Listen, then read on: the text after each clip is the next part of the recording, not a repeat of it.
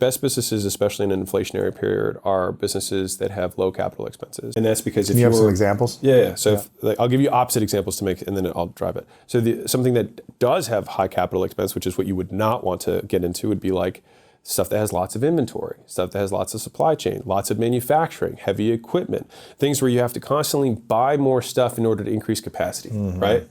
A low capital expense business are things like services, right? Services, digital businesses. The idea is that if you can produce 10 times more units without phenomenally changing the cost basis, then you will have a business that has lower capital expenses. Yes. And so that's what you like. And most of those types of businesses produce more cash flow, have more pricing power. And so, that's what Warren Buffett invests in, right? So I think that when people when you look at many of the biggest businesses that exist, they have phenomenal gross margins. I don't want to get too business termy here, but the gross margin is how much incremental cost it is to make an extra widget, right? And so a pill, for example, costs $100 million to make the first pill. And then every pill after that costs a penny. And so the gross margin on the pill is very high, because if they sell each pill for $10, they cost them a penny, those are great margins. And most people who are small business owners or people who are trying to get into small business price like small business owners. They say, well, it costs me $1, I'll sell it for $3, or I'll sell it for $2.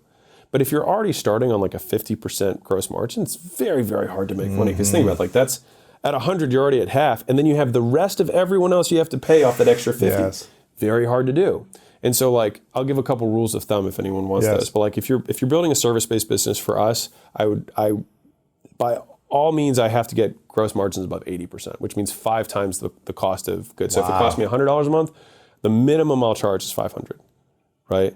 And so that also gets you to think about business differently, which is not necessarily even how much can I charge, but how can I provide value and make it cost as little to me? How can I be as efficient as possible? And if you think about what technology does over time, is technology takes something that's valuable and makes the cost of delivering it less. And so that's what happens is a lot of people are able to have access to things that were once only for the wealthy, but now become for the common man because the cost basis decreases as a result of technology.